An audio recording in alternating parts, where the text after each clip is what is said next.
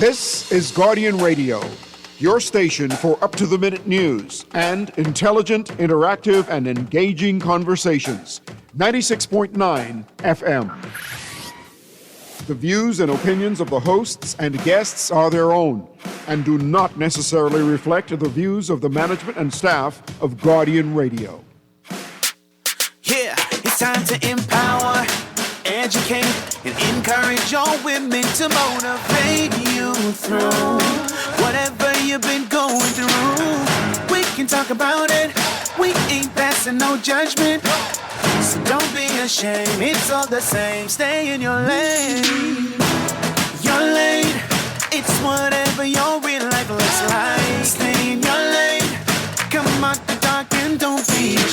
Let's have a conversation on what we face every day. Tune into your lane talk show.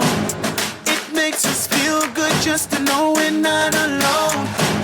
No more will we feel isolated and cast aside. I want you to come out the dark. Just don't be afraid of your heart. So don't be ashamed. It's all the same. Stay in your lane. Your lane. It's whatever your real life looks like. Stay in your lane. Come out the dark and don't be ashamed. Your lane. Let's have a conversation on what we face every day. It's your Lane Talk Show with Coach Trish, Hanna.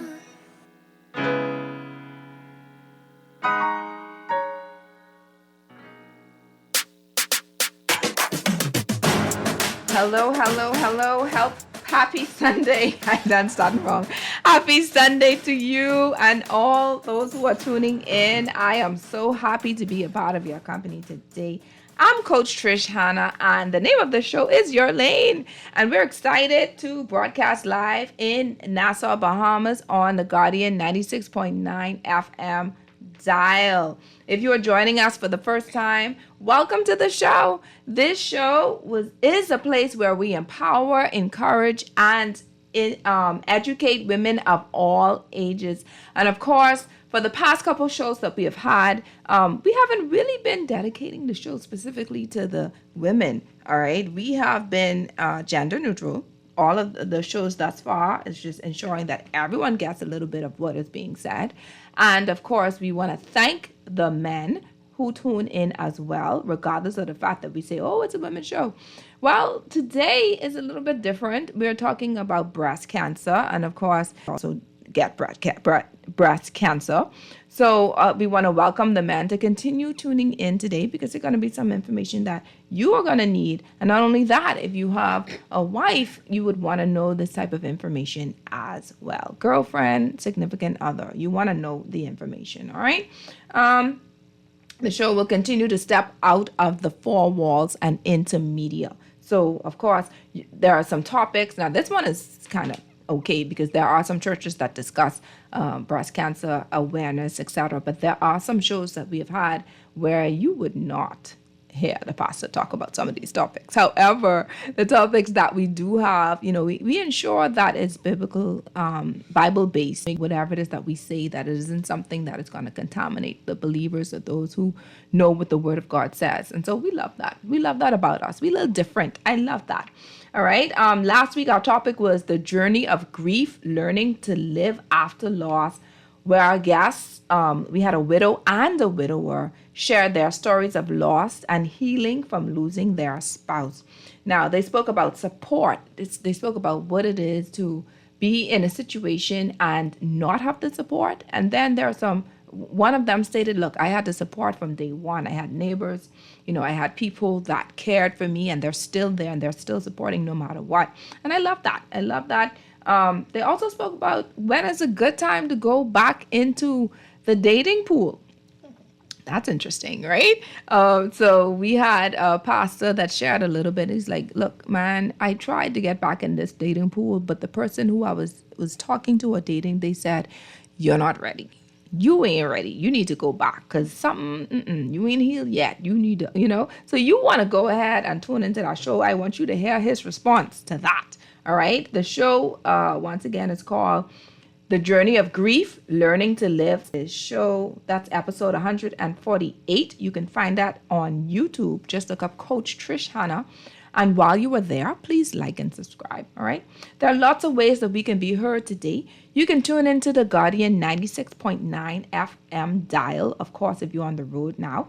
We're also on channel 969 on cable, and we are on BTC Flow channel 612. We are also on the Guardian Radio app for Android or Apple, and on the website www.guardiantalkradio.com. When you go there, if you're on the Guardian Talk Radio dial, on the website, you're going to see two beautiful faces, child. I ain't going to say I ain't beautiful either, but we have two beautiful, including myself, a guest in the studio is extremely beautiful. You want to come and look on there and see who I'm referring to, all right? You can also see her on Your Lane Life Coaching's Facebook page and on YouTube, Coach Trish Hanna. So 3 different ways to see our beautiful guest today on today's show, all right, where she'll be discussing her journey, and I'm excited about that. Today's topic is titled Life After the Storm, Living with Purpose Beyond Breast Cancer. A journey that shakes not only the body but also the soul. That's our mind, will, and emotions. It's more to just some physical thing happening to you. This really plays on your mental. This plays on your emotions, and of course, along this journey, there are some women who grow weary from the fight, and just sadly, we want to take a moment just to honor those beautiful women anyway, because those were still souls. There were souls who are no longer with us, and I'm not saying that they're not with us because they did not continue to fight. You have some people who've been fighting, but then physically, things happen. And then you also have some people who been fighting, but then they just get tired. Like, I know someone in particular who say, Lord, just take me because I'm just tired. I'm tired of fighting. Like, I don't want to do this anymore. I don't want to go through all this different therapy and chemo. I don't want to go through it. I just want to go. Everything is going to be fine. I know you're going to make sure everything's fine. For those people, I get that too. The family of those people, we're just going to take couple seconds just to be still and honor those who have passed because of breast cancer. Amen. Amen.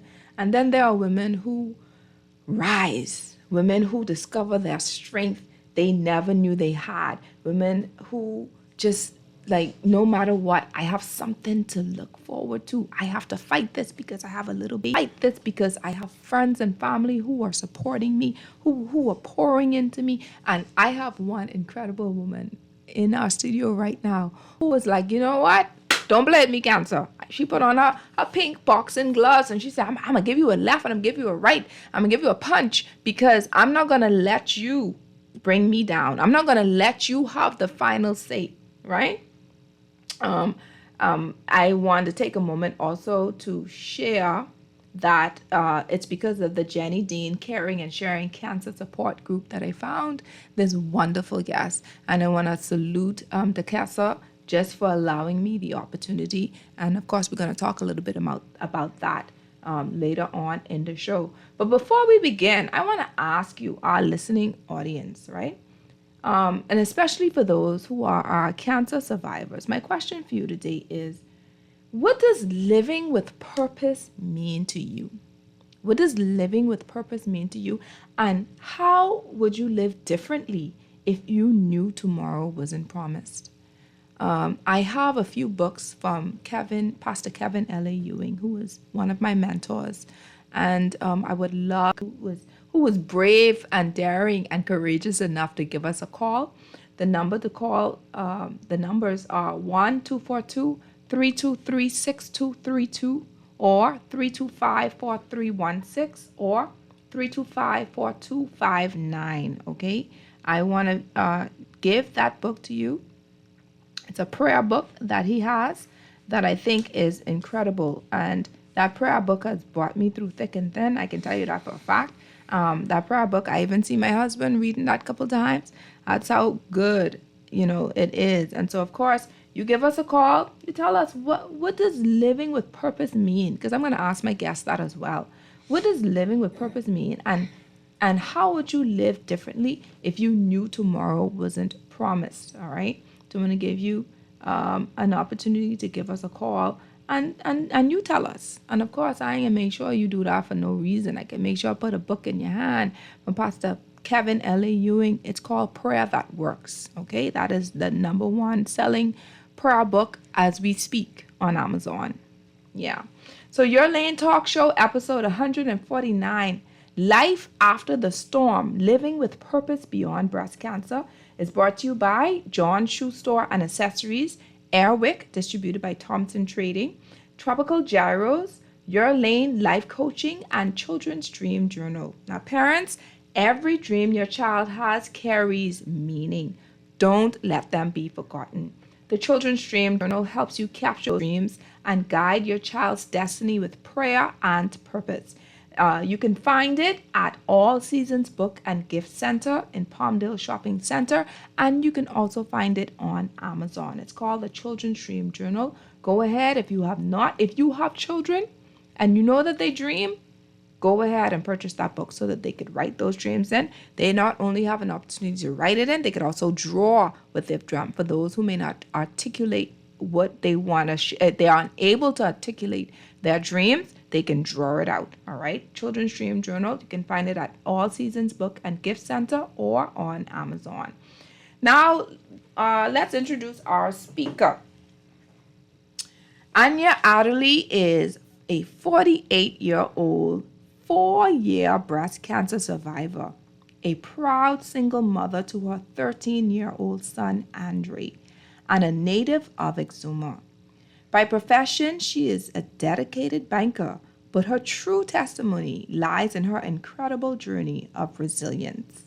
In October 2020, Anya was diagnosed with stage 2 triple-negative breast cancer, one of the most aggressive forms. She courageously underwent 16 rounds of chemotherapy, followed by a bilateral mastectomy with reconstructive surgery. Today, Anya shares her story to bring hope, encourage early detection, and remind others that healing is possible. Her journey is a living testimony of faith, strength, and perseverance. I want to thank you so much, Anya, for being a part of Your Lane Talk Show. Welcome. Thank you. Thank you for having me. Yes, ma'am. It's a privilege to have you here. It's a privilege and an honor. Put your mic a little. Yeah, you could move it. There you go. There you go. So, Anya, how are you doing anyway? How are you doing? I am doing wonderful. Yeah? Thank you. That's yes. good. You look absolutely beautiful. I want you to take us back. I want you to take us back to October 2020. What was it like to hear the words, you have breast cancer? Or maybe they wasn't as bold as saying it like that. What did they tell you? Well, actually, she was, and it was solely by my request because I actually discovered the lump early on in March of 2020. So, with a lump growing, your first thought is always, there could be something possibly wrong. So when I went to my doctor, because I live on the island, I knew she would call me. So I told her, when you call, of course you're going to say, come, but I need you to tell me on the phone exactly what it is. So I was, mentally preparing myself for that conversation.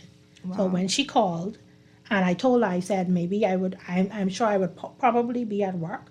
So when you call, if I can talk, I will talk. If I can't talk, I'll just say and I'll just listen. But I need you to tell me what it is on the phone. And just advise that the results came back and it was malignant for breast cancer. Yes.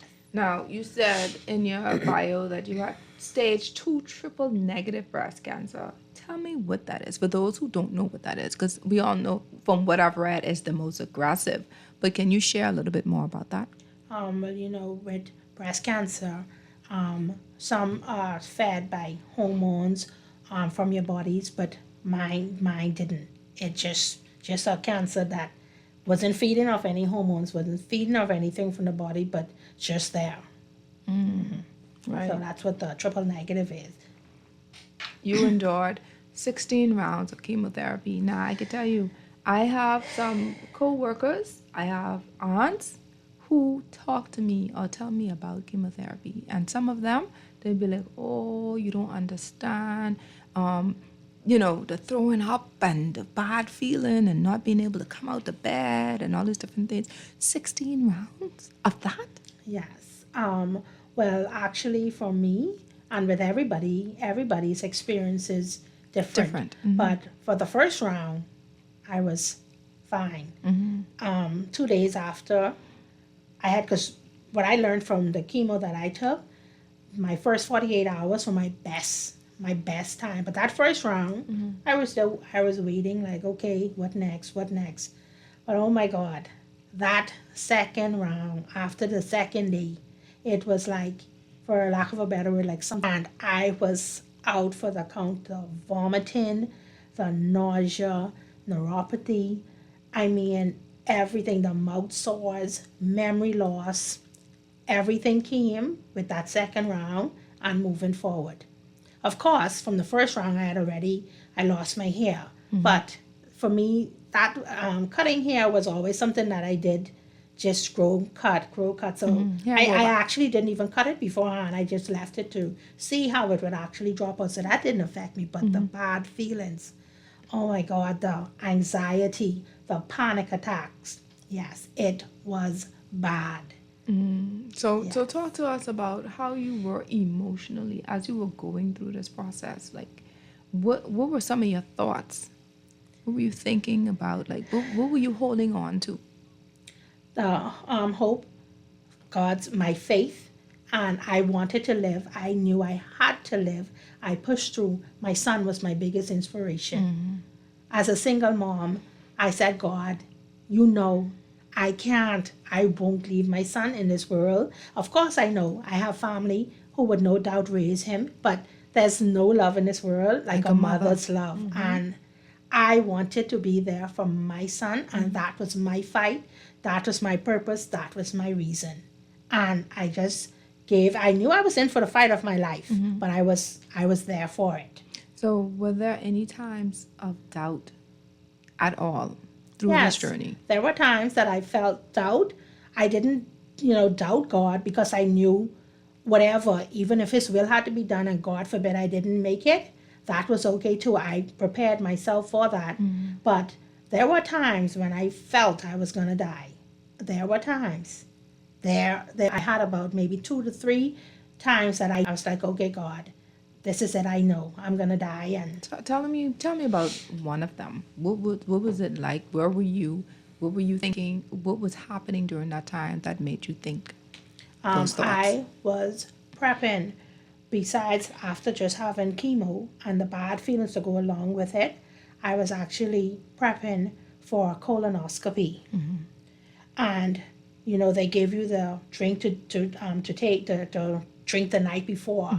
And I was drinking that, and that would just not go down, because I had really bad hemorrhoids, constipation, all of that. So they needed to see what was going on, and I could not get that drink down. Every time I drank some, I vomited. I was in the bathroom at a hotel in Noonan, Georgia. My sister and I were there, and every time I drank a little, I brought it back up. I drank a little, I brought it back up, and I was so weak till I passed out in that bathroom, fell down, hit my head on a tub, passed out. And I remember just laying there, and I was like, Lord, I'm going to die. This is it. I'm going to die. And it's like I saw the light, and I felt that was going to be it. And I don't know, and I was able to dial, and I dialed a former supervisor of mine, Michelle Higgs. And when she saw me, she just started praying. She didn't ask any question, and she was just praying. And that's the last thing I heard. And then I remember telling my sister, call the doctor, call the hospital. And she got the ambulance there. They took me out. I ended up spending the night in emergency care that night at a local hospital. And the next day, when I came to, I was like, what happened? Yes, I thought I was going to die that night. Oh my God. So tell me about another one. Home in Exuma, that night, my son, he's asthmatic, and I was having another bad round of chemo. And, with COVID then on the island, when you would, go to the hospital, everybody automatically assumed it's COVID with bad feelings. I said, if I take my son there, I don't want them to call an emergency flight, get him into Nassau. I can't go with him. I can't be there with him. So I decided that I was going to, through all what I was feeling, all I was going through, I didn't alarm anybody that he was running a fever, he was not feeling well, he was wheezing, but I was there administering his giving him his Ventolin and his nebulizer, and I was praying to. I was like, God, have the trash can here, vomiting on the next, and I was just pushing through, Jesus. And I laid back on the bed. I was like, Lord, if you want to take me, you can, but just see about my son. Just see about my son. And I alerted my sister, who is in Nassau. She's a nurse. And I was like, she said, you think you should go to the clinic? I said, I'm going to watch his temperature. And if it gets just high enough, then I'll go. I said, but I'm going to try and push through. She was like, but what about how you're feeling? I was like, God got this. And it's like something just came over me. And it was like, God was just like, be still. Just listen. And it's like he automatically took over and said to do this, and I just did it. And despite how I was feeling and what I was going through, I don't know how I did it, but God did. That's all I can say. God did. So you said that he was your son, Andre, he was the hope that you just was holding on to. Like, even in that, because you did a scenario of, having to throw up while dealing with him and all these other things. How else were you trying to balance as a mother and going through all of this? I just did. Community, friends, family. I mean, my family was there, but at the time, that particular night, the only persons that were home were my mom, him, and myself. Mm-hmm. My mom didn't know how to administer the medication, so I just had to do what I had to do. But I had my sisters there. Every round of chemo that I went to, because I had to fly from Exuma on Wednesday, had my pre-op appointments on Thursday, chemo on Friday, flew back home either the Saturday or Sunday, and one of those two sisters was there with me every trip, along with one of my trips. Both of them couldn't make it, so I had a friend of mine. She took time off from a flew over there with me. But family support, I had it, and of course, because it was COVID, nobody else could really go virtually on the phone. All during COVID, I would have people on video call encouraging me, talking with me, and yes. So that family support, I had it 100%. I love that. I love community. I love the fact that you can call on people. But do you know that there are people, and there's one in particular, I don't mind sharing, it's a relative of mine who, whenever they find themselves in situations like something like cancer, they would refuse to share it. Sadly. Do you know that there are some people who are so prideful that and I use the term prideful because to them it's like, I don't want to bother nobody. Yeah. I don't need nobody to feel sorry for me. I don't know, you know what I mean? Yes. You have some people who would try to be as independent as they possibly can to avoid community. Yes. And so I just want to take a moment to let those who are tuning in know community is important. It is. It's not good. And we think that this thing is only for husband and wife, but it's not good for man to be alone. No. Okay, one could chase 1,000, two could chase 10,000. My family is going to get on me on this, but that's okay. I have to share this. I believe that my aunt would have still been here today had she reached out prior to.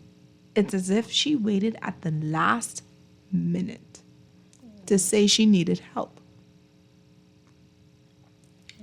Yes, that is, so sad. Sadly, some people, for whatever reason, because, sometimes we say people can't do it, but I guess it's one of those situations where you don't actually know what you would do until you get in the situation. Because some people are, just that private that they choose to do it, but I can't even say private. I have to call it out. I have to call out and say prideful. Y'all could come for me if y'all want to. I don't care. It's pride, because what that is doing is not being able to. You could have had help, and that's why I like places like community support, like Jenny Dean, Caring and Sharing Cancer Society, and Sister, and all these other people who bring in other people who are going through the same thing, so that you have something and someone to hold on to. You have hope. You have people around your community that's praying for you, who could have been praying for you. But then you want to be by yourself because you don't want nobody, first of all, probably in your business. And then secondly, you don't want to take nobody out their way. Yes. That's selfish. Yeah, I calling it out. It's selfish and it's prideful. If you don't have nothing else, think about someone who you don't want to live for yourself. Try hard. Think about your son. Think about your daughter. Think about a family member who really loves you. Hold on to something. It's not about you. Let's take a break. I get into emotional, and I'm sorry. I don't want to be biased. My family coming for me today, by the way. Let's take a break, please.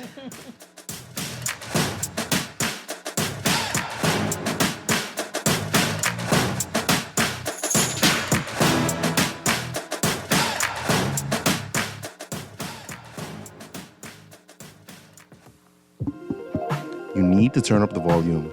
This message is for you. Where are you in your dream business? Have you published your book as yet? Do you feel fulfilled in life? Need help with time management? Or perhaps a breakthrough in your marriage? I believe we can help. At Your Lane Life Coaching, our professional team will help you discover what you really want and take you from where you are to your desired outcome in your life or marriage. Fulfilling your goals is important to us. Call us today at 376-8689 or visit our website at www.yourlanelifecoaching.com. Your Lane Life Coaching, discovering pathways to progress.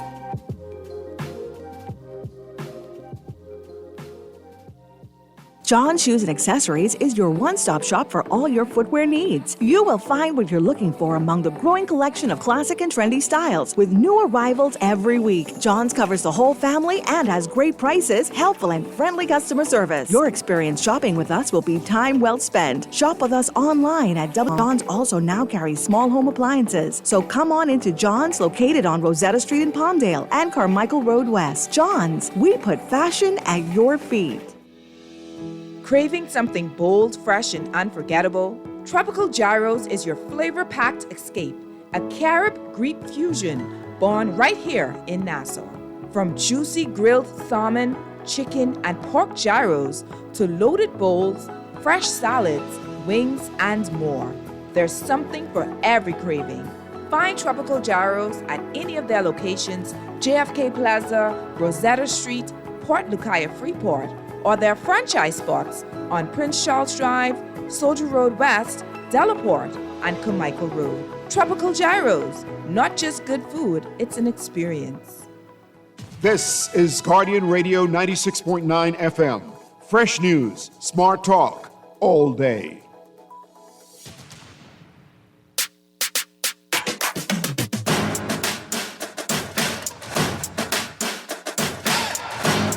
Welcome back. I just want to apologize for being a little emotional today.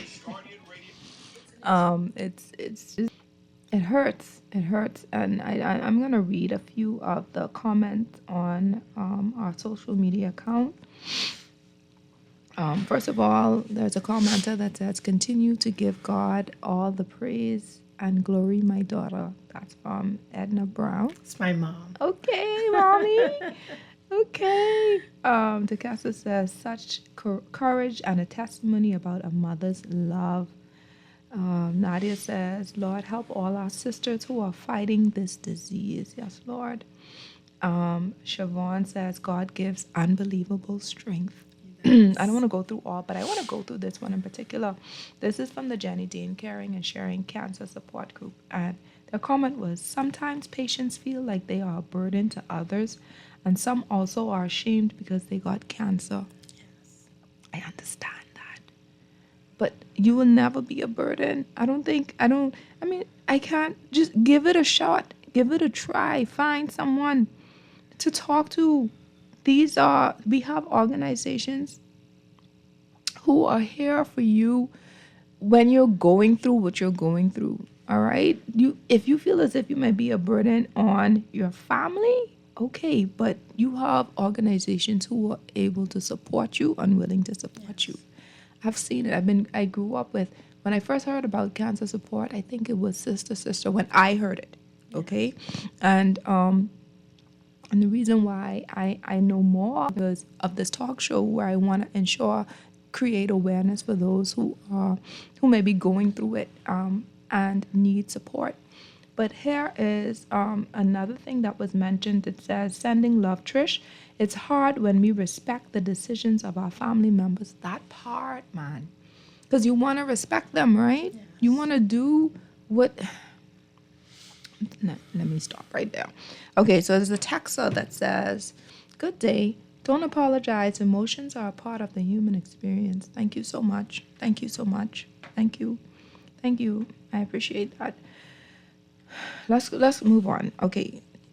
No apology needed, and you don't have to apologize. Thank you for that, Paul. I appreciate that.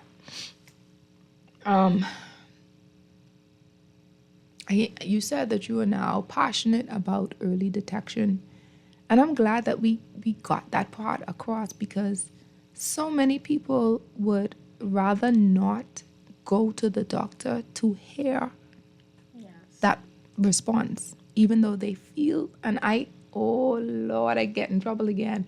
I'm going to just say someone I know, honestly, someone I know, took a very long time to go to the doctor, even though they felt something, because they did not want to hear what the doctor had to say. They were afraid. They were. I want y'all to know, and I'm not going to say, because once again, they would know, so I'm going to leave that there. But I want you all to know what the enemy is trying to do. He wants to steal, kill, and destroy.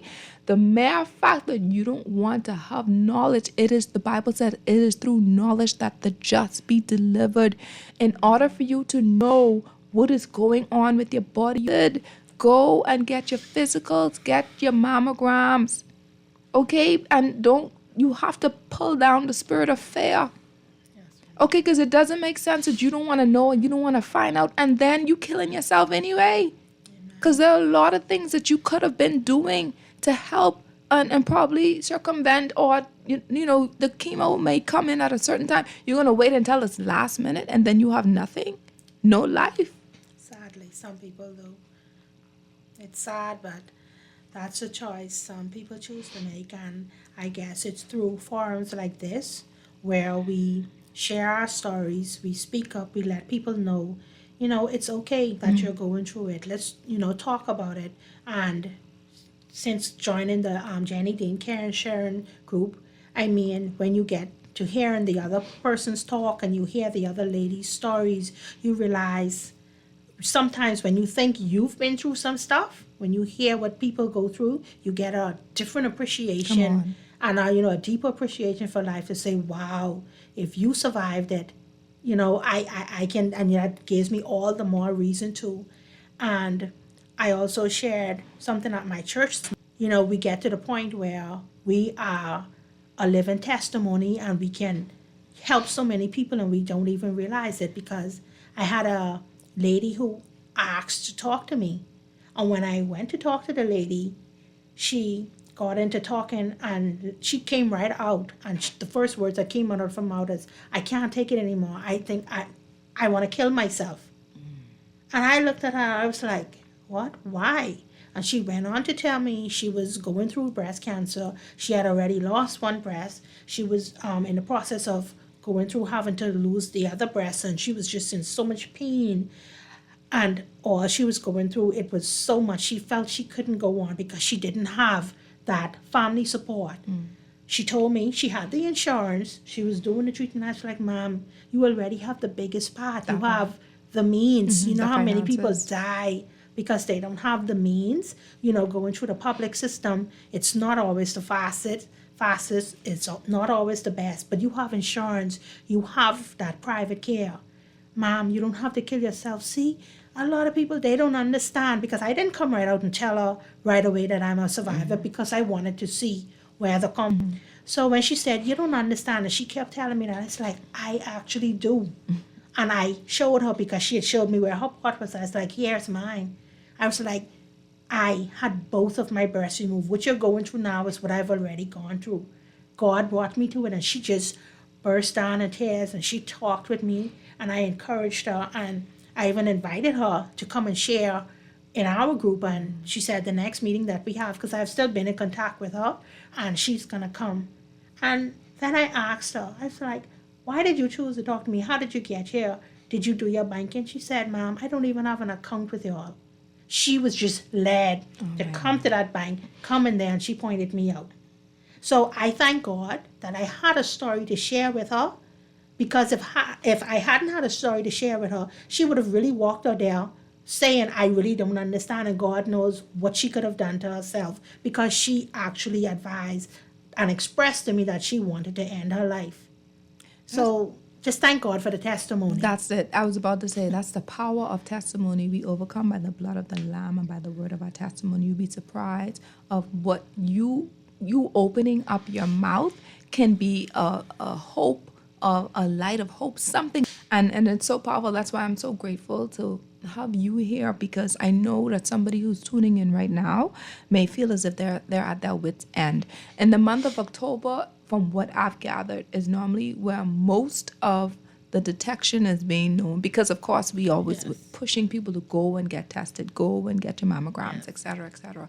So for someone who may have just found out, let's say yesterday, that they have been diagnosed with breast cancer, I want you to talk to that individual. I want you to talk to them. Cancer, a lot of times people feel cancer is a death sentence. It is not. And early detection, especially, there is hope. There is hope. Even I've known people who've even come back from the biggest stage 4 breast cancer. I know people who survived it, and who have many years of survivorship. So there is hope. Talk to somebody. Get the necessary help. Don't feel. You don't have to carry it alone. And we have a group that you're open to welcome to join anytime. You just reach out to us, and we will be there to assist. You don't have to carry this burden alone. Talk to somebody. I want you to. It would have been nice to have the cancer on today, right? But I want you to talk to me a little about your experience at Jenny Dean Caring and Sharing Cancer Support Group. And the reason why I say that is because everyone has different experiences. Some people may come in skeptical. Some people might come in just because they were invited by someone else. Some people might just not have family and friends, so they just need someone to talk to. I know you said you already had a community with family and friends, but what brought you? My aunt, who is also a breast cancer survivor, she is a part of the group, my Aunt Sheila, and she invited me to join the group, and we were on Zoom, and as soon as they started, the ladies started talking, and we did the icebreaker with everybody introducing themselves. Even though we were on a Zoom call, I could have felt the warmth. I could have felt the welcome, and I just said, you know what, this is the group for me. And the amount of things that we get done within that group, the Cressa, she just works so hard, and she just provides so much for people to support, even down to all of the care packages that they give, the fruits, the vegetables, all of the exercising she gets done, all of the seminar and the talks.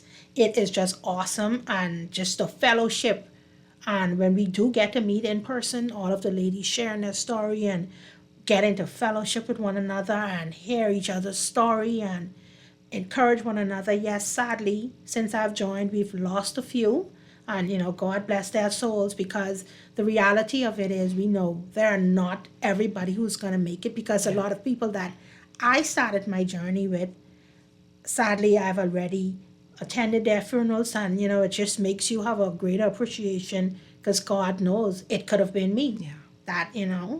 But Jenny, Dane, Karen, Sharon group. Oh my God. Awesome, awesome, awesome group of ladies. And this is what I'm trying to encourage others who may be going through it. Yes, you have some people be like, oh, I don't want nobody in my business. I don't know why I'm being led to go back here. But I want you to know that you are not going to get through this on your own. From the moment you decide that you're going to bite the bullet and go to the doctor to hear what the doctor has to say, go and let them hold your hand with you. Y'all hold hands together. Whatever it is that is necessary, have someone with you because you can't do it by yourself. No. You can't. You're going to need that support. You're going to need someone, in some cases, just to say everything is going to be all right. You're correct. And that is what I want. I don't know, I'm pushing this, but the importance of community is vital. It's vital. You cannot do this on your own. Even with Jesus had 12 disciples. He could have done everything on his own by himself if he wanted to. Even after he left, he left them there. He said, I'm going to give you a helper. Okay, they've already seen his miracles. They probably was already doing one or two. But he said, I'm going to leave someone with you. Why? Because we cannot do this by ourselves. Right.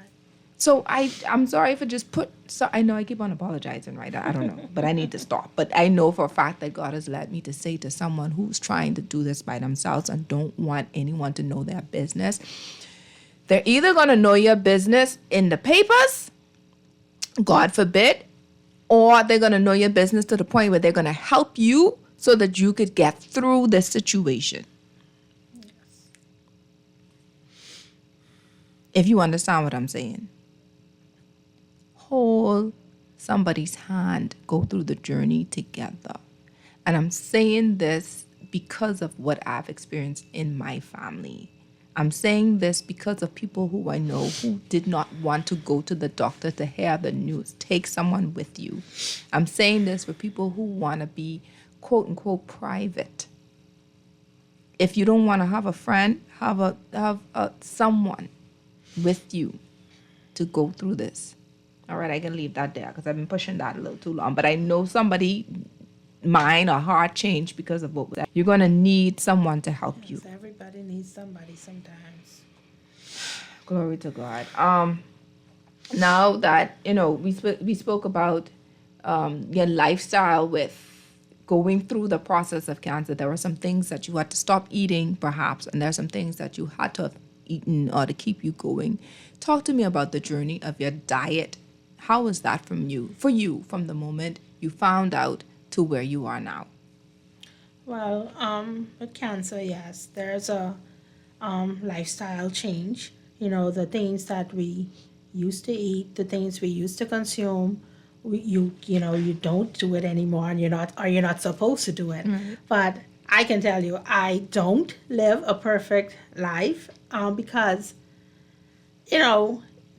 you're here today and we could be gone today. So some guilty pleasures that I want to still enjoy, I do enjoy. And I'm going to be honest. I am not going to sit here and sugarcoat, I don't eat this and I don't eat that. I shouldn't. Yeah. Maybe, but it's got a little something. Yes, if I want to treat myself to a little something sweet to eat, you do it. And I know the quest is gonna say, because we just had a talk yesterday with a doctor. Even once a week, it's maybe once a month. But oh boy. Oh.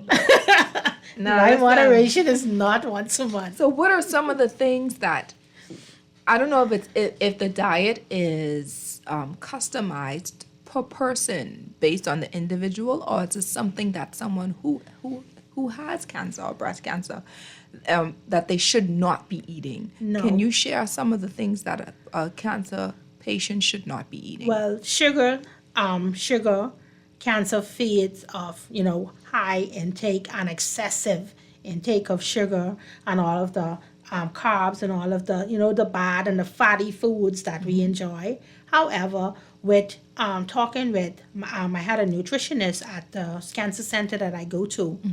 Everybody is different and they have, everything tailored to somebody. So what somebody can eat and somebody can intake, I can't necessarily, but you don't want to, I don't harp on it and judge people and say, oh, you shouldn't eat this, or you shouldn't be eating that, because there are a lot of things that we do But in everything is in moderation. Alcohol, because of my chemo, I don't have a toleration for it. So I don't bother to drink. I used to drink before my diagnosis, but now it's just I'm unable to tolerate it. So I can have an occasional, maybe a small glass of wine or a Radler Bear or something, but I don't drink alcohol. It says, honestly, a more dedicated focus on nutrition is needed for cancer patients and survivors. You cannot go back to the same lifestyle there is before cancer and then the after cancer health decisions. Someone coming for you. I just want you to know. That's okay. That's okay. All right, but as hello, Hi.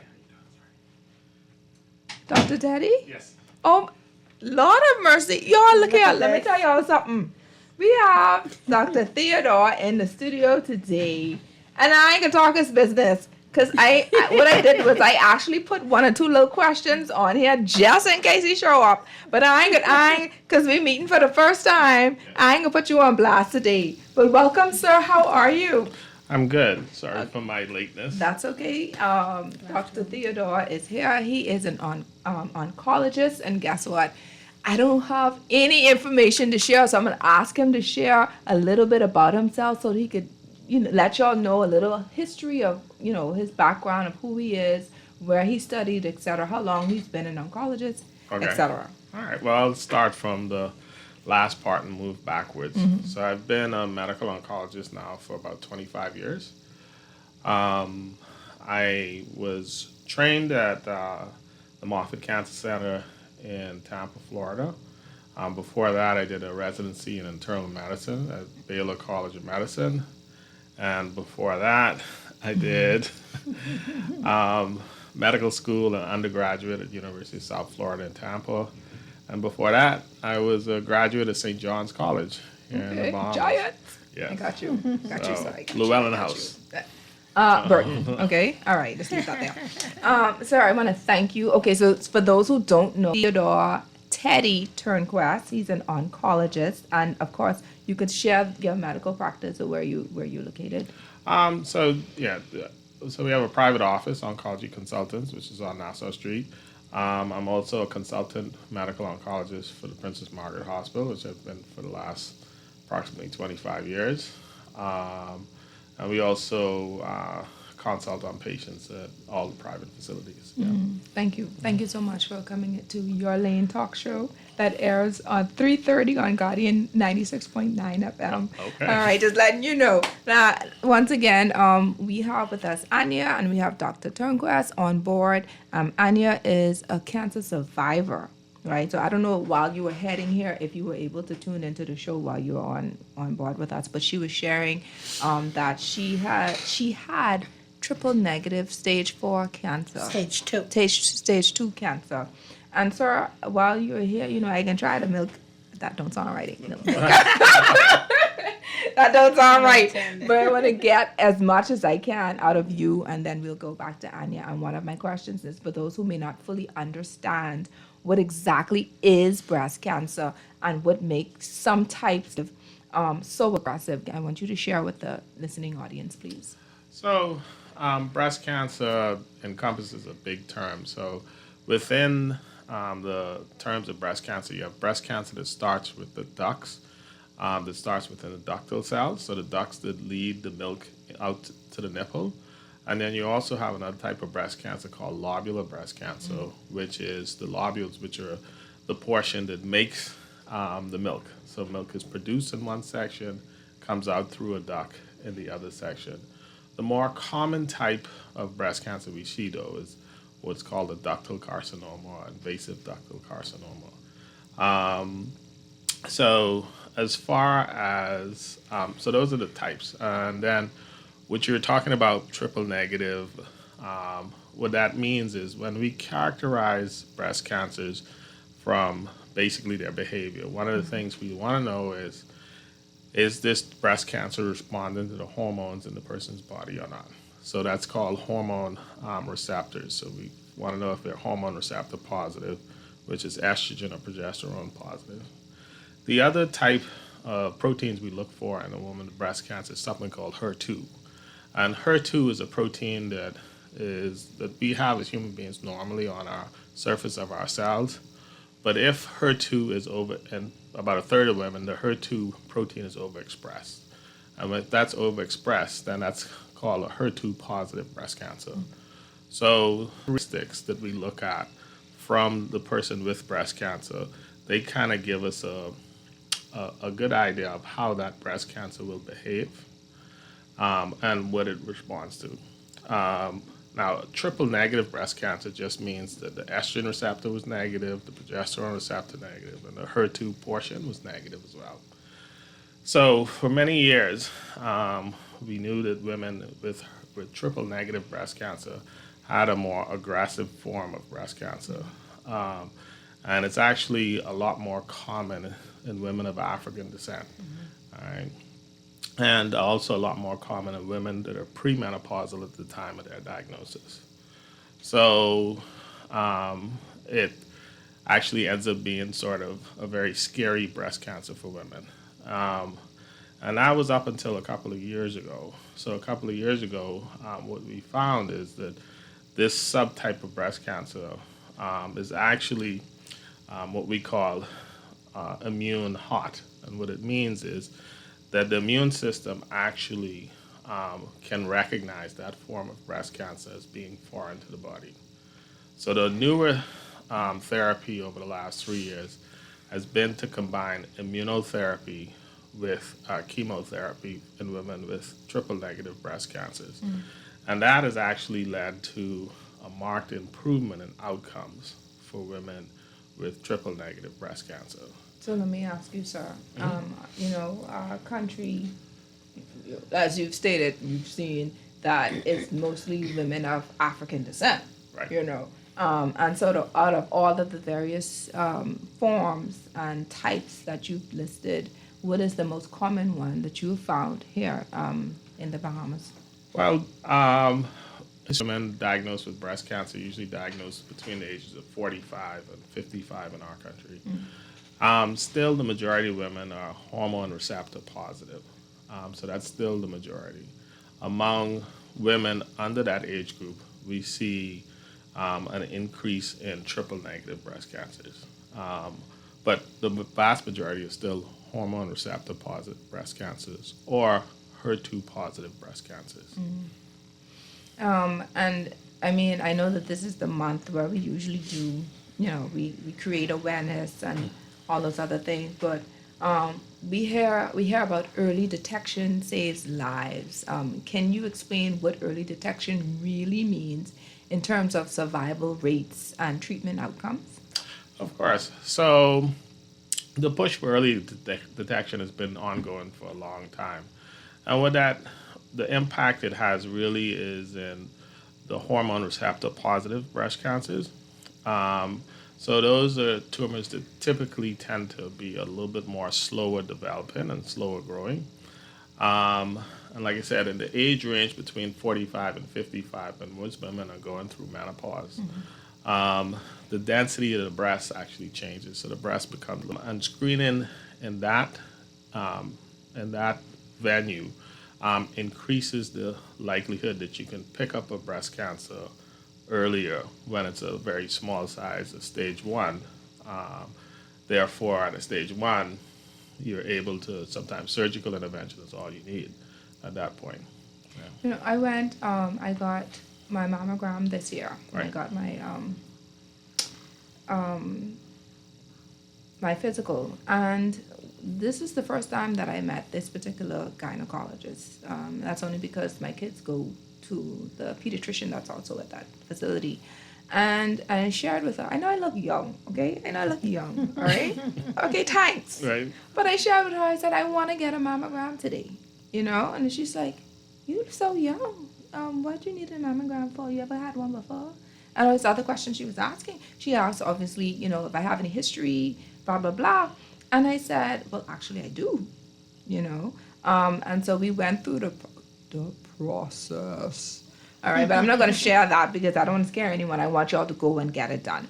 Now, there's a reason. One of the reasons why I really wanted to ensure that I'm okay is because during puberty there was a lymph node that I had behind, the nipple. I can share this, right? The nipples.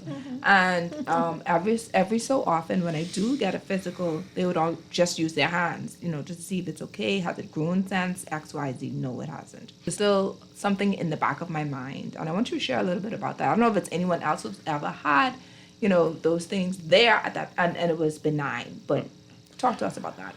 So, without seeing your stuff, it's likely you had something called a papilloma, which is when the milk gland comes into the nipple complex. There's this area where you can collect a little bit of milk, and that can dilate a little bit, and sometimes it gets blocked. That part. I have 3 kids. That was always a problem for right. me. So So remember now, you don't have just one duct. You have like several ducts coming down. That's why when you breastfeed, you see the milk coming out of several holes. So those ducts can get blocked right at the nipple complex, and they can show up as a papilloma. Yeah. But is it? I mean, should I be concerned, even though they said it's non-cancerous, whatever? Is there a means of it developing into something? More than likely not. So usually, like I said, that's usually at the sort of the end of the nipple complex, and usually with manipulation, you'll see some sort of cheesy stuff comes out sometimes. And, sorry, sir. Don't claim that on me. But no, I haven't seen it. Yeah.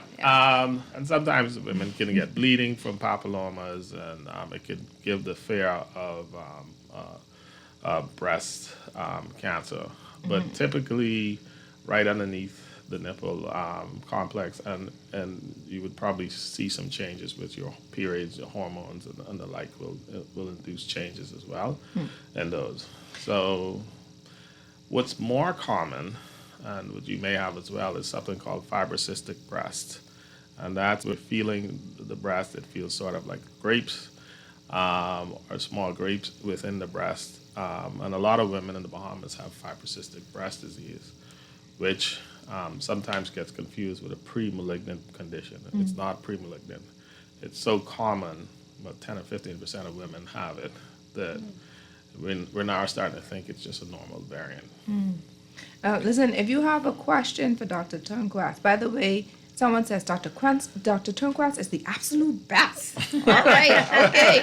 If you have a question for him, you can give us a call at 323-6232, 325-4316, or 325-4259. Listen, advantage of this opportunity.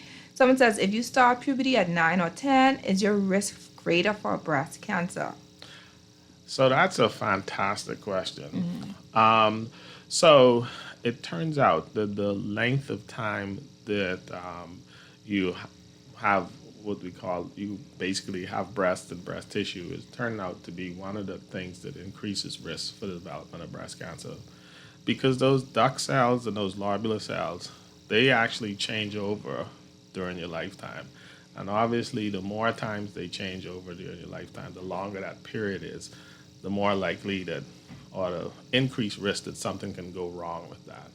So that is one of the things that is happening. The other thing that's happening, though, is worldwide, we're seeing an increased risk, the increased amount of women premenopausal that are developing breast cancer. So it's not just us in the Bahamas. Everybody's seeing it. And I know there's a lot of confusion about genetics, right? How much does family history play into breast cancer, the breast cancer risk, and when should someone consider genetic testing? So genetics plays a big part if you're a gene positive. If you're gene negative, not so much. So if you look at all comers who develop breast cancer, only about 5% of women would actually, their breast cancer would be genetically driven. However, if you do have a strong family history, the general rule of thumb is you take 10 years away from the time that your mother or your sister was diagnosed. So you subtract 10 years, and that's when you should start being screened. So if your mother was diagnosed at 55, you should start at 45. If your mother was diagnosed at 45, you should probably start at 35.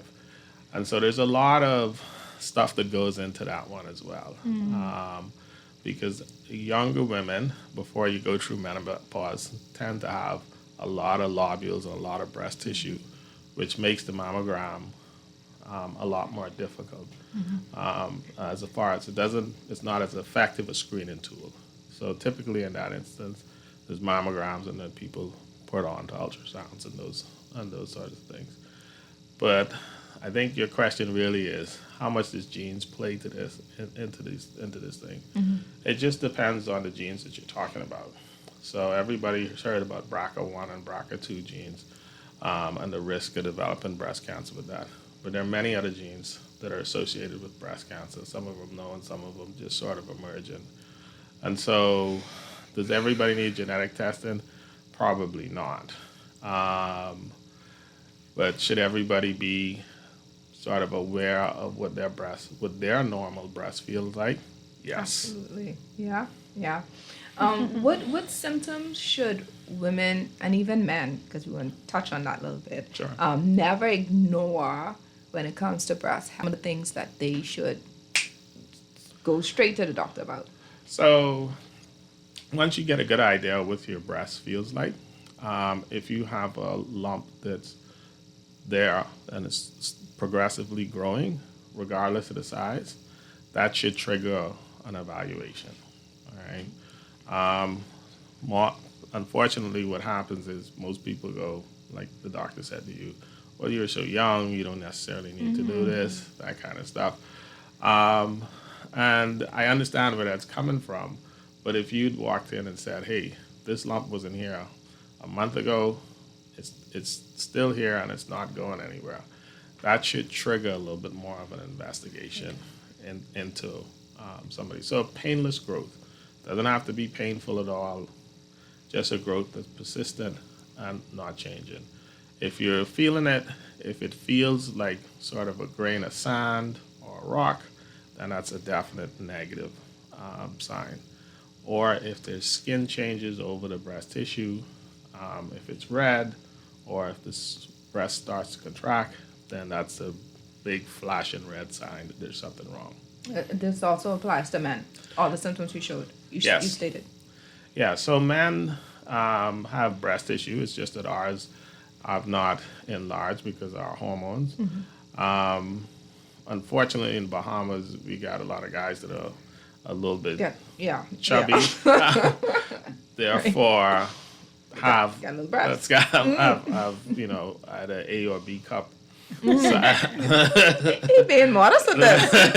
A or B cup size. And so that breast tissue is also at risk for developing breast cancer. So the same things, the lump in the breast, if you have skin changes, those doesn't have to be painful. It's usually painless. Those are things that you should look out for.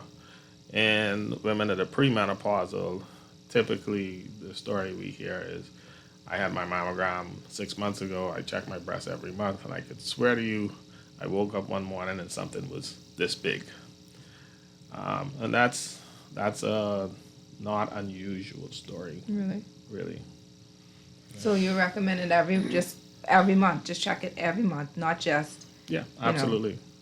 Absolutely. I mean, while you're in the shower, once a month, and just time it around your cycles. Right. So when you menstruate, before you menstruate, your breasts get a little more enlarged, and that's your body preparing to have this baby. And then when it doesn't happen, it goes back down.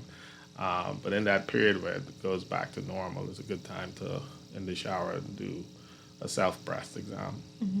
So I've been asked to talk about, or allow you to talk about conventional treatment and natural treatments, please. So conventional treatment versus natural treatment.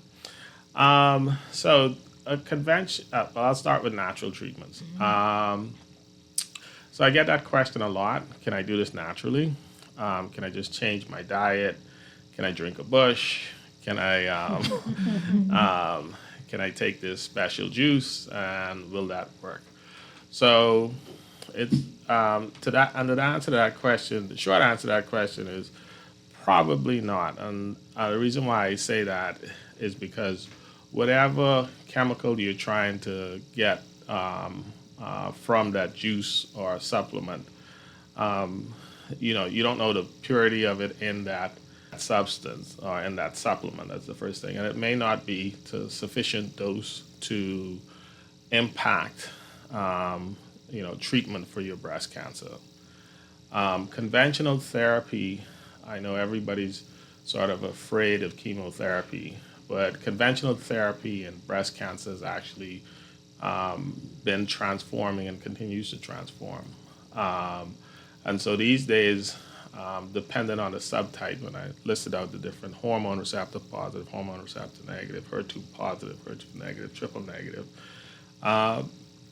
depending on the subtype, we're kind of starting to move away from systemic chemotherapy. So in people that are HER2 positive, the therapy that does the heavy lifting, that does most of the work, is antibody therapy, where we give an antibody, and then the immune system, your own immune system, does most of the heavy lifting in that regard. For the lady with triple negative breast cancer, if it's neoadjuvant, the immunotherapy does the heavy lifting in that treatment paradigm as well. For hormone receptor positive breast cancer, sometimes just hormonal therapy alone is what does the heavy lifting. So the paradigm's shifting away from conventional chemotherapy, or cytotoxics is what we call it. So I want to just share briefly on the type of foods that we eat, especially in our country. Does that pose a risk, a greater risk for breast cancer or any form of cancer? So diet does matter. Yeah. Diet. It's turned out the diet matters even more than we appreciated even 10 years ago. So the types of food. So that's kind of along the lines of, if you see people that come from the island, what they're eating is actually so much different than what we're eating in Nassau, right? And so, like, if I get a patient that's from Crooked Island, lady that's living in Crooked Island, that's my hometown. Okay, go on. All of that, they're like 70 and 80 years old, carrying 5-gallon buckets of water up and down, and but their diet was fundamentally very different than our diets. The more processed foods, the foods that have more, I would say, chemicals, but hormones in them. So our foods tend to be more hormonally active, and more things that kind of change our normal hormone levels. And it's probably part of the reason why we're seeing younger girls start their periods earlier, develop breasts earlier, and it's obesity itself is now being shown to be directly linked to the development of breast cancer. And so maintaining a healthy weight is not just aesthetically pleasing, but it's actually helpful in the prevention of breast cancer. But then you have persons like myself, right? People that don't have the weight, but then, you still want to be able to eat or have a better nutrition, a better diet. So what can I do? Because I exercise too, that's fine. But what are some of the things that I can avoid eating to not, to reduce that risk for me, seeing that I do have a history? Right. So I would say, when I walked in, you guys were talking about nutritionists and seeing nutritionists. So I think nutritionists actually play a really important role. They're sort of underutilized in our country. And so I would never tell somebody an exact diet to take, because there's always preferences in there. The key, I would say, is sort of everything in moderation. All right. Everything in moderation, and making sure that you're not consuming excess calories. Excess calories, then the net result is you put on weight. So the one of the key things is sort of the more fat cells you have floating around or active, those fat cells convert some of our hormones that were pre-estrogen like hormones into estrogens. And so you get a higher estrogen level, sort of the more fat cells people have. And that higher estrogen level is what translates more into the development of Now, as we're wrapping up, I don't want to continue on with this, but I do want to read what was stated. So glad you touched on that. Young girls are reaching puberty so much faster, and food plays a huge part of that. Please be careful of the amount of processed and fast foods your family and children are consuming. And I don't want to get in trouble because these people is advertised on there, but everywhere you go, you see another fast food company just developing and coming up and, building up and stuff. And I'm like, what are y'all doing? Clearly we're giving the people the money because they have the money to go and build and do more stuff with it. The franchises are all over the place. Mm-hmm. And it's more of them and less of the, I don't want to call the names of the companies, but that are healthier alternatives. And then, of course, if you don't want to cook at home, find another place, man. I got to be careful because where I work. Right. So, but just be mindful of your diet. All right, we're going to take a quick break, but after the break, we're going to ask Dr. Teddy to give us some urgent piece of advice. That's important. And then we're going to end with Anya sharing advice as well. I think she shared about someone who just was diagnosed, if they were diagnosed. But I still want you to end with something that is powerful for those who are tuning in because you survived. Yeah. So let's take a break real quick, and then when we get back, we'll wrap up the show.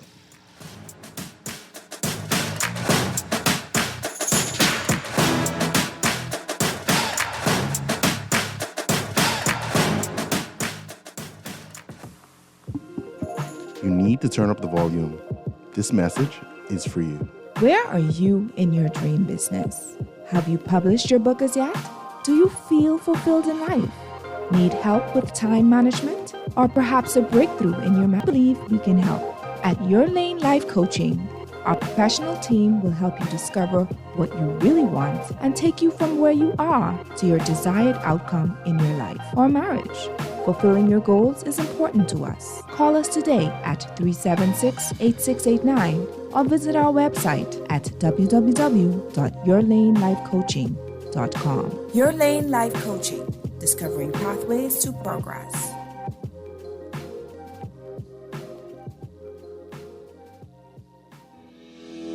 Craving something bold, fresh, and unforgettable? Tropical Gyros is your flavor-packed escape, a Carib-Greek fusion born right here in Nassau. From juicy grilled salmon, chicken, and pork gyros to loaded bowls, fresh salads, wings, and more. There's something for every craving. Find Tropical Gyros at any of their locations, JFK Plaza, Rosetta Street, Port Lucaya Freeport, or their franchise spots on Prince Charles Drive, Soldier Road West, Delaport, and Carmichael Road. Tropical Gyros, not just good food, it's an experience. This holiday season, let Air Witness enjoy limited edition scents like apple cinnamon medley, glistening snow and frosted mint, sweet vanilla and shea butter, all infused with natural oils to bring warmth and cheer. Find Airwick's essential mist diffusers and scented oil warmers at Kelly's, Lowe's Pharmacy, Paradise Premium Foods, and Family Island locations. Airwick, activate your holiday essence. Parents, don't ignore your children's dreams. In Genesis 37, Joseph shared his dreams, and though his father dismissed them, those very dreams revealed his destiny. God is still speaking to children today, even in their sleep. And as parents, we must listen, cover, and nurture.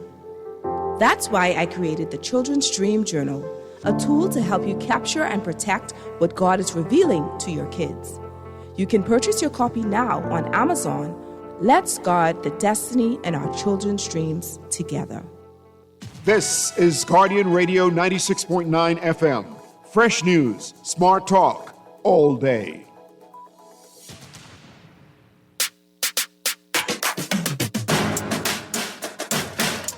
Welcome back. We have with us the last couple minutes. We have Dr. Teddy Turngrass Theodore. Teddy Turnquest with us, and Anya, who is a cancer survivor. Dr. Theo is an oncologist, and we are just wrapping up the show. And my question, or my final question for Dr. Turnquest is, if you could give one piece of advice to every woman listening today about protecting her breast health, what would it be? My piece of advice would be do your monthly self breast exams. That's it. That's it. All.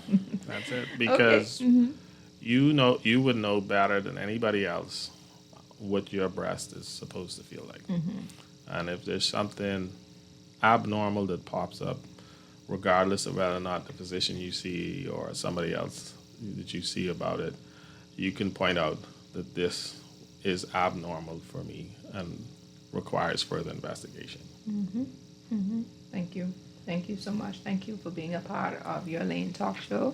We got to get you back, man. We got to get you back for the full hour and a half. You've been just phenomenal.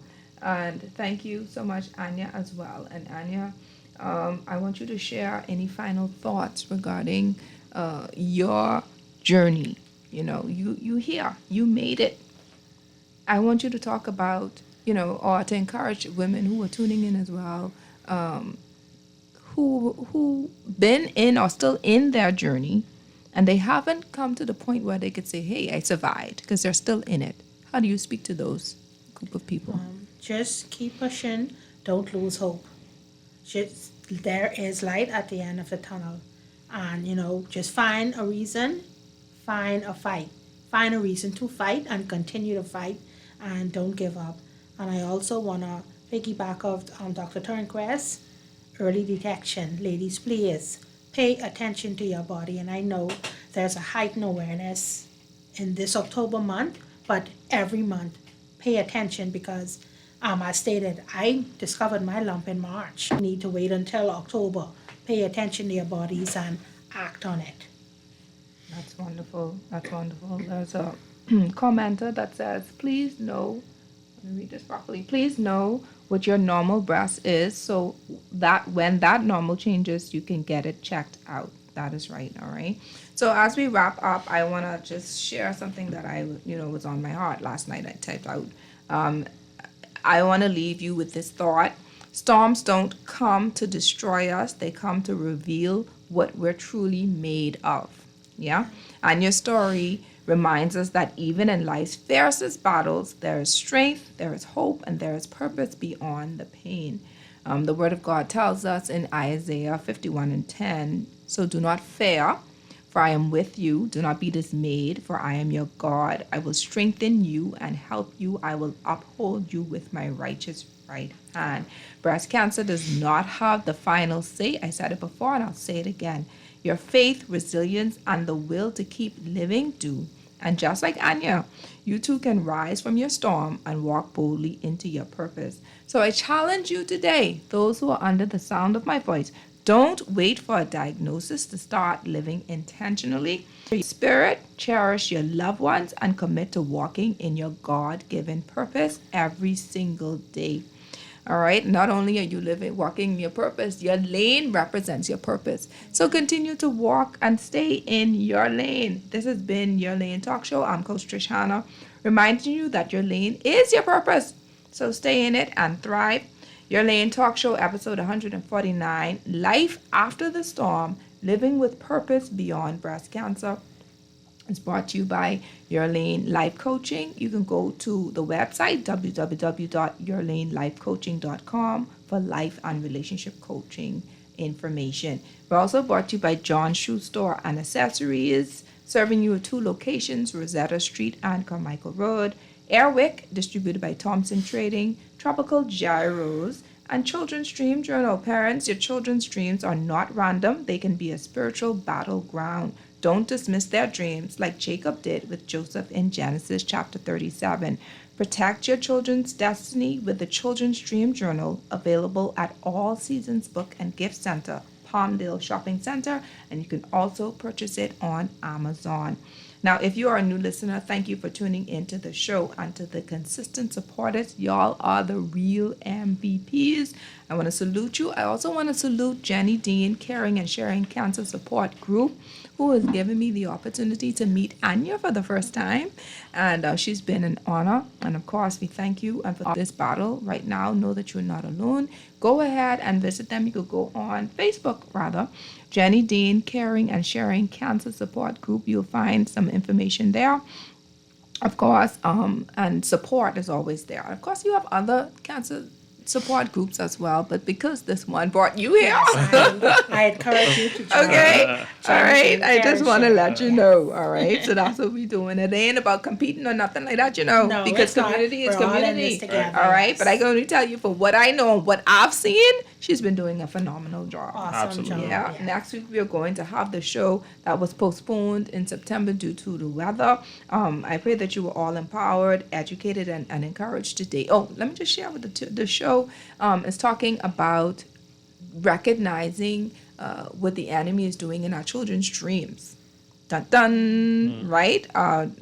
Christopher Perceptions. He is a very popular gentleman on TikTok now at the moment, and he shared some things concerning him when he was younger, how he was just fearful because of what the enemy was trying to do while he was young, and he tried to steal his purpose because he was known to be a prophet. Right? At a young age, they already prophesied over him that he was going to be a prophet. And apparently that was, he's going to talk to you more, but I don't want to share too much. But that was what he's dealing with. And of course, he's going to share his testimony. And then I'm also going to share mine, because I also had a little battle in my dreams as well when I was younger. And it kept on going and going and going until I recognized it. And when I did, I completely thrashed it out. All right, so you want to know more about how do we deal with our children in their dreams when they come running to you and they say, and I had a bad dream. You want to know what their dreams are. Don't shove them aside.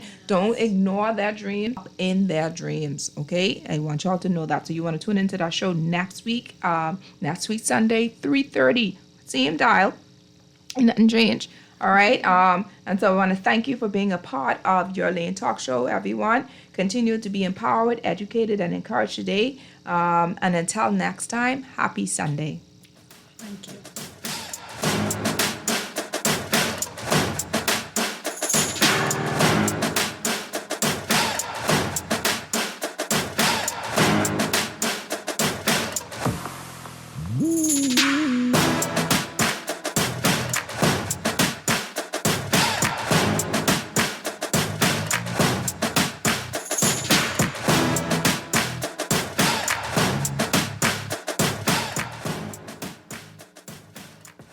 John Shoes and Accessories is your one-stop shop for all your footwear needs. You will find what you're looking for among the growing collection of classic and trendy styles with new arrivals every week. John's covers the whole family and has great prices, helpful and friendly customer service. Your experience shopping with us will be time well spent. Shop with us online at www.johnshoes.com. John's also now carries small home appliances. So come on into John's, located on Rosetta Street in Palmdale West. John's, we put fashion at your feet. Parents, don't ignore your children's dreams. In Genesis 37, Joseph shared his dreams, and though his father dismissed them, those very dreams revealed his destiny. God is still speaking to children today, even in their sleep. And as parents, we must listen,